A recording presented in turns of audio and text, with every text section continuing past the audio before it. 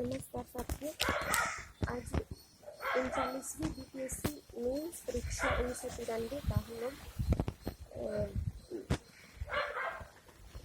आगे वाली क्वेश्चन तीसरी क्वेश्चन का शुरुआत करते हुए क्वेश्चन 10 क्वेश्चन तक डिस्कशन करेंगे और इस प्रकार ये 10 क्वेश्चन को हम लोग देखेंगे, ऑब्जर्वेशन करेंगे कि किस प्रकार क्वेश्चन को सॉल्व किया जाए। क्वेश्चन नंबर 3 है, बिहार के किसान आंदोलन का सामान्यतः वर्णन करते हुए चंपारण आंदोलन में विशेषतः गांधी जी के हस्तक्षेप की विवेचना कीजिए। ये काफ़ी ज़्यादा चर्चित सवाल है और महत्वपूर्ण भी है। बिहार के किसान आंदोलनों का सामान्यतः वर्णन करते हुए चंपारण आंदोलन में विशेषतः गांधी जी के हस्तक्षेप की विवेचना कीजिए। इसके उत्तर की तरफ, विदेश शासन और भारतीय शोषकों के खिलाफ 19वीं सदी में ही किसान कस मसाने लगे थे और कई बार उन्होंने आंदोलन का रास्ता पकड़ा। बिहार के किसानों द्वारा भी जमींदारी शोषण और अंग्रेजी नीति के खिलाफ अनेक विद्रोह किए गए। बिहार में किसान आंदोलन का प्रथम उदाहरण हमें चंपारण में दिखाई देता है। यहाँ 19वीं सदी के आरंभ में ही गोरे बगान मालिकों ने किसान से एक अनुबंध करा लिया था, जिसके तहत किसानों को प्रति बीघा 3 कट्ठा भूमि पर नील की खेती करना अनिवार्य था। इससे किसानों को काफ़ी नुकसान हो रहा था। भूमि की उर्वरता समाप्त होती जा रही थी तथा नील की उपज को नीलों द्वारा अत्यंत सस्ते दाम पर खरीद लेने से किसानों को उसका कोई लाभ नहीं मिलता था। इसके साथ ही किसानों से नीलों द्वारा तरह तरह के गैर कानूनी कर भी वसूले जाते थे। इसके विरुद्ध आवाज़ उठाने पर बगान मालिक तरह तरह के अत्याचार करते थे। सरकार और न्यायपालिका भी गोरे बगान मालिकों का ही पक्ष लेती थी। 1916 के लखनऊ अधिवेशन में पंडित राजमंत्री जो खुद अंग्रेजी अत्याचार से त्रस्त स्थानीय किसान थे, गांधी जी से मुलाकात कर चंपारण के कृषकों की दयनीय स्थिति के बारे में बताया तथा उन्हें चंपारण आमंत्रित किया। 1917 में गांधी चंपारण आए और यह किसानों को उनका हक दिलाने हेतु अपना प्रथम सत्याग्रह का सूत्रपात किया। गांधी जी जैसे ही चंपारण पहुंचे, कमिश्नर ने उन्हें वहां से तुरंत चले जाने का आदेश दिया, जिसे गांधी जी ने मानने से इनकार कर दिया और सजा भुगतने के लिए तैयार हो गए। आज्ञा के उल्लंघन के लिए गांधी जी पर मुकदमा चला, पर जन समर्थन के दबाव में मुकदमा वापस ले लिया गया क्योंकि सरकार इस मामले को अधिक तूल नहीं देना चाहती थी। गांधी जी की महत्वपूर्ण जीत थी और देश में सभी ने अवज्ञा का प्रथम सफल प्रयोग। चंपारण में गांधी जी का वज्र किशोर प्रसाद, राजेंद्र प्रसाद, अनुग्रह नारायण सिन्हा जैसे नेताओं का भरपूर सहयोग एवं समर्थन मिला। अंततः सरकार ने सारे मामले की जांच हेतु एक आयोग, चंपारण एग्रियन कमेटी गठित किया, जिसका एक सदस्य गांधी जी को भी बनाया गया। सत्याग्रह के दौरान गांधी जी द्वारा दर्ज सैकड़ों किसानों के बयानों के आधार पर आयोग ने इस 3 कट्ठा पद्धति को समाप्त करने का सुझाव दिया। साथ ही बगान मालिकों को निर्देश दिया गया कि वे अवैध वसूली का 25% किसानों को लौटा दें। अब नीलों के लिए नील की खेती फायदेमंद नहीं रही और 1 दशक के भीतर ही गोरे बगान मालिकों ने चंपारण छोड़ दिया। इस प्रकार भारत में सत्याग्रह का प्रथम प्रयोग सफल रहा। चंपारण सत्याग्रह का भारत के राष्ट्रीय आंदोलन में महत्वपूर्ण स्थान है। यह पहला अवसर था जब भावी राष्ट्रीय आंदोलन के महत्वपूर्ण अस्त्र सत्याग्रह का सफल प्रयोग किया गया। इस आंदोलन के दौरान गांधी जी को भारत के किसानों की समस्याओं को नजदीक से समझने का अवसर मिला। इस आंदोलन के दौरान गांधी जी को जनता की ताकत और कमजोरी दोनों को समझने का मौका मिला। इससे आगे की रणनीति में गांधी जी को सहूलियत हुई।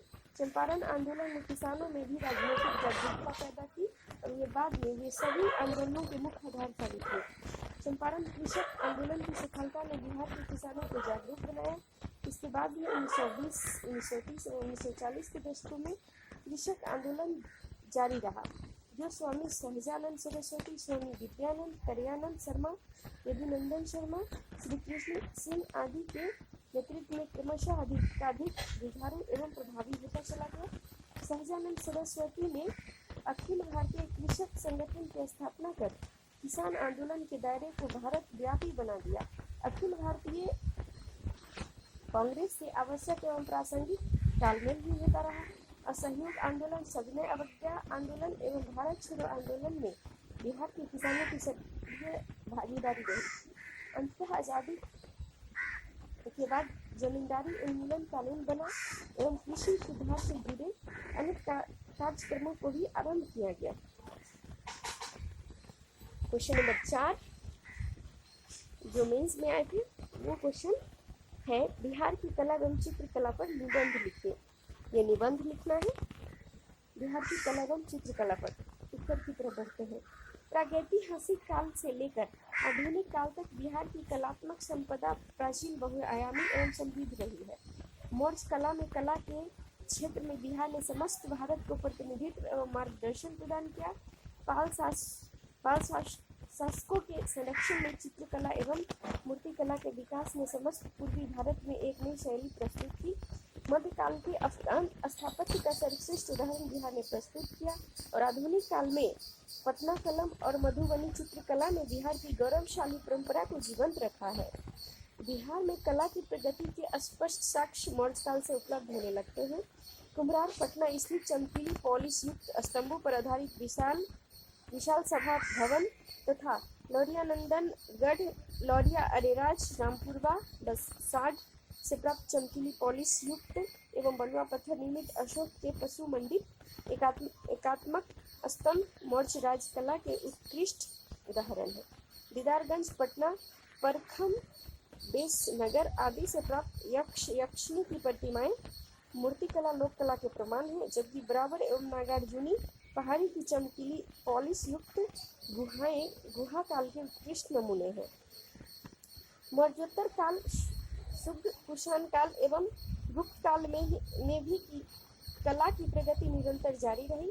गुप्तकालीन मूर्ति कला का सर्वश्रेष्ठ नमूना सुल्तानगंज से प्राप्त बुद्ध की ताम्र मूर्ति है। अनेक गुप्तकालीन ताम्र मूर्तियां एवं मृण मूर्तियां पटना, नालंदा, गया आदि से मिली है, जो काफी आकर्षक है। पूर्व मध्यकाल में पाल शासकों के संरक्षण में विकसित कला के साक्ष्य नालंदा, कुकरीहार, मुंगेर, भागलपुर से प्राप्त हुए हैं। बिहारों, मंदिरों, दुर्गों, स्तूपों तथा कांस्य एवं काले वैशाल्य पत्थरों से निर्मित बौद्ध एवं वैष्णव देवी देवताओं की मूर्तियां अष्टसहस्रिक, प्राज्ञापारमिता तथा पंचरक्ष के रूप में पांडुलिपि चित्रांकन पाल कला के उत्कृष्ट उदाहरण है। इन पर बौद्ध ब्राह्मण धर्म के साथ साथ सामान्य जनजीवन का भी प्रभाव है। मध्यकालीन स्थापत्य कला के उत्कृष्ट उदाहरण है सासाराम स्थित शेरशाह का अष्टकोणीय मकबरा, बिहार शरीफ स्थित मलिक बयां का मकबरा तथा मनीर स्थित शाह दौलत का मकबरा। आधुनिक काल में हॉलैंड शैली में निर्मित पटना कलकतरी पटना कॉलेज तथा गोथिक शैली में निर्मित पटना सिटी स्थित पादरी की हवेली तथा बांकीपुर चर्च उल्लेखनीय है। मुगल काल के अवसान काल में पटना में ब्रिटिश अफसरों, स्थानीय व्यापारियों एवं रईसों के संरक्षण में ब्रिटिश कला, मुगल कला तथा स्थानीय कला के सम्मिश्रण से चित्रकला की पटना कलम शैली विकसित हुई। इस शैली के चित्र लघु चित्रों की श्रेणी में आते हैं। सादगीपूर्ण एवं समानुपातिक होना, बारीकीपूर्ण चित्रांकन, पृष्ठभूमि एवं लैंडस्केप अग्रभूमि का कम प्रयोग, प्राकृतिक रंगों के उपयोग एवं सामान्य जनजीवन से जुड़े चित्रों का अंकन इस शैली की प्रमुख विशेषताएं रही है। दुर्भाग्यवश पर्याप्त संरक्षण के अभाव में यह कला लुप्तप्राय होती जा रही है। मधुबनी चित्रकला बिहार के मिथिलांचल में विकसित लोक कला है, जिसमें पूर्णतः महिलाओं की ही भूमिका रही है। इसमें मुख्यतः दो प्रकार के चित्र बनाए जाते हैं, भित्ति चित्र और अरिपन। भित्ति चित्र के अंतर्गत कोहबर घर तथा उसकी कुनिया की सजावट तथा गोसनी के घर की सजावट शामिल है। इसके अंतर्गत विभिन्न देवी देवताओं के चित्र तथा प्रतीकात्मक महत्व के चित्र बनाए जाते हैं। अरिपन आंगन या चौखट के सामने जमीन पर बनाए जाने वाले चित्र होते हैं। इसके अंतर्गत मनुष्यों तथा पशु पक्षियों को दर्शाने वाले चित्र, तांत्रिक प्रतीकों पर आधारित चित्र, स्वास्तिक, दीप, पेड़ पौधे, फूलों फलों के चित्र बनाए जाते हैं। तिब्बती शैली का एक स्वीकृत रूप शंका शैली के अंतर्गत बौद्ध धर्म से संबंधित कथाओं एवं दृश्यों का अंकन किया जाता है। पटना संग्रहालय में इस शैली के अनेक चित्र सुरक्षित हैं। अल्पना एवं रंगोली के नाम से भी प्रचलित सांझी शैली मुख्यतः उत्तर प्रदेश के ब्रज क्षेत्र से आई है। पटना एवं उसके आसपास के क्षेत्रों में यह शैली प्रचलित है। अल्पना एवं रंगोली के नामों से भी प्रचलित सांझी शैली बिहार के भागलपुर क्षेत्र में बिरला विश्वहरि की कथा से संबंधित चित्रों के निर्माण की शैली मंजूषा चित्र शैली के नाम से जानी जाती है। इसकी खास विशेषताओं में एक है कि इस शैली में महिला या पुरुष के चेहरों का सिर्फ वाम पक्ष ही बनाया जाता है। जाबोपटिया चित्रकला के अंतर्गत संथाल समाज की लोक कथाओं, मिथकों, धार्मिक विश्वासों और नैतिक शिक्षा का प्रस्तुतिकरण होता है, जो मुख्यतः छोटे कपड़ों या कागज के टुकड़ों को जोड़कर बने पट्टों पर अंकित किए जाते हैं। क्वेश्चन नंबर 5 है, भारतीय राष्ट्रीय आंदोलन में रविन्द्रनाथ टैगोर की भूमिका का वर्णन कीजिए। यह कांग्रेस से किस प्रकार भिन्न थी?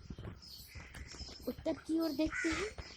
भारतीय राष्ट्रीय आंदोलन में रविन्द्रनाथ टैगोर ने बहुआयामी भूमिका निभाई। यद्यपि राजनीति में उनकी सक्रियता कम रही, लेकिन सामाजिक सांस्कृतिक स्तर पर उन्होंने भारत की स्वतंत्र आत्मा और अस्मिता को विश्व में पहचान दिलाने का काम स्वतंत्रता की पूरक लड़ाई लड़ी। सन 1888 में कांग्रेस अधिवेशन में भाग लेकर अपनी कविता पाठ द्वारा देशों की सामाजिक दुर्दशा को दूर करने के लिए देशवासियों से मिलजुल कर कार्य करने का आह्वान किया। बंगभंग विरोधी स्वदेशी आंदोलन के दौरान स्वदेशी का प्रचार किया। स्वदेश प्रेम से ओतप्रोत कई रचनाएं गढ़ी तथा तीक्ष्ण प्रतिक्रिया से भरे लेख लिखे।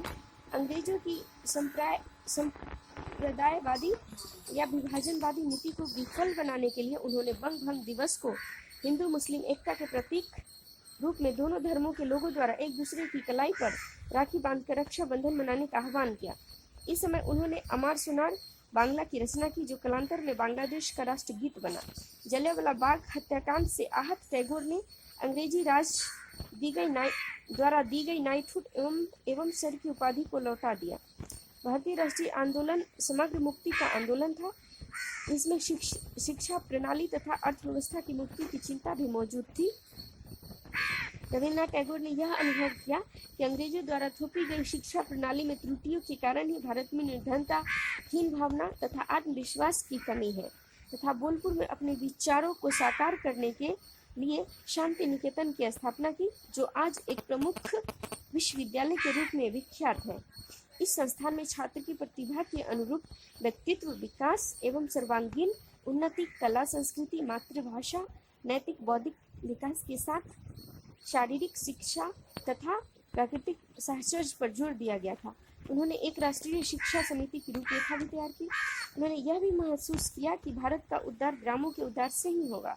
अतः उन्होंने ग्रामीण विकास की दिशा में कृषि के क्षेत्र में सहकारी प्रणाली का सूत्रपात किया तथा सहकारी कृषक बैंक की स्थापना करके कृषकों को बहुआयामी शोषण से मुक्त करने का प्रयास किया। उन्होंने अपने नोबेल पुरस्कार की राशि कृषकों में सूदखोरों से मुक्त करने के विचार से बांट दी। वे स्पष्ट रूप से स्वीकार करते थे कि बिना आर्थिक स्वतंत्रता के राजनीतिक स्वतंत्रता का कोई औचित्य नहीं है। उन्होंने श्रम गहन औद्योगिकीकरण, श्रम कल्याण तथा कुटीर एवं लघु उद्योग पर जोर देकर स्वस्थ आर्थिक विकास पर बल दिया। उन्होंने सांस्कृतिक क्षेत्र में अपनी रचनाओं, कविता, गीत, कहानी, उपन्यास, नाटक, लेख आदि एवं चित्रकला, संगीत कला, दर्शन आदि के क्षेत्र में अपनी उपलब्धियों के द्वारा भारत की सांस्कृतिक पहचान को स्वतंत्र रूप से विश्व के क्षितिज पर स्थापित किया। जब गीतांजलि की रचना पर उन्होंने नोबेल पुरस्कार प्राप्त हुआ तो गुलाम भारत का आत्मसम्मान शिखर पर पहुंचा। भारतीयों को हीन भावना से मुक्ति मिली। यह सिद्ध हो गया कि भारत राजनीतिक रूप से पराधीन ही सही मगर आत्मा और अस्मिता की दृष्टि से स्वतंत्र है। यद्यपि टैगोर देशभक्त एवं राष्ट्रवादी थे, लेकिन उग्र राष्ट्रवाद या संकीर्ण राष्ट्रवाद के वे विरोधी थे। वे विश्व बंधुत्व एवं विश्व मानवतावाद में आस्था रखते थे और हर उस भावना में कांग्रेस द्वारा संचालित असहयोग आंदोलन के विरुद्ध थे। उनका मत था कि असहयोग देश के नैतिक चरित्र को हानि पहुंचा सकता है। आज के संदर्भ में इसका अर्थ है अंग्रेजी सरकार से असहयोग, किंतु भविष्य में यह एक राष्ट्रीय वृत्ति बन सकती है जो विश्व शांति एवं विश्व मैत्री के सिद्धांतों के विरुद्ध चली जाएगी। गांधी जी या कांग्रेस के विदेशी वस्तुओं के बहिष्कार के संबंध में भी वे पूर्णतया सहमत नहीं थे। उनका कहना था कि आज जो आंदोलन वस्तुओं के बहिष्कार तक ही सीमित है, वह विदेश की अनेक अच्छी वस्तुओं के बहिष्कार की दिशा में भी जा सकता है। इससे जिस असहिष्णुता का जन्म होगा वह हमारे हित में नहीं होगा। वे गांधी द्वारा की गई विदेशी शिक्षा पद्धति की निंदा को भी सही नहीं मानते थे। उनकी मान्यता था कि पश्चिम की अवधारणा से हम लाभ उठा सकते हैं। उनके पास बहुत कुछ ऐसा भी है जो संभवतः हमारे पास नहीं है। वैज्ञानिक दृष्टिकोण एवं कई ऐसे सिद्धांत हैं जो पश्चिमी शिक्षा की ही देन है, किंतु हम इससे कुछ जोड़ भी सकते हैं। बहिष्कार की भावना हमें अपूर्णता की ओर ले जाती है। इससे हमारे विचार एकांगी हो जाएंगे। आवश्यकता इस बात की है कि पूर्व और पश्चिम की मान्यताओं का समन्वय किया जाए। यही स्थिति अंतर्राष्ट्रीय की ओर सही कदम हो सकती है। उनकी समन्वयवादी दृष्टि का प्रमाण उनके द्वारा स्थापित विश्व भारती है। टैगोर गांधी जी और कांग्रेस की चरखा संस्कृति के भी विरोधी थे। उनका तर्क था कि चरखा विकास की गति को शिथिल कर देता है और विकसित हो रहे पहले कदम को रोक देता है। वे चाहते थे कि सभी लोगों का विकास एक समान हो। यांत्रिक क्षेत्र को प्रोत्साहित किया जाए, बजाय इसके कि वे अपनी सृजनात्मक योग्यता को नीरस कार्यों के मध्य कठिन परिश्रम में डुबो दे। निष्कर्षतः कहा जा सकता है कि स्वतंत्रता संघर्ष में टैगोर ने बहुआयामी भूमिका निभाई। राजनीति में कम सक्रियता एवं कांग्रेस से कई बिंदुओं पर असहमति दिखाते हुए सामाजिक सांस्कृतिक क्षेत्र में भारत की स्वतंत्र आत्मा और अस्मिता को विश्व में पहचान दिलाकर उन्होंने स्वतंत्रता की पूरी लड़ाई लड़ी। जय हिंद।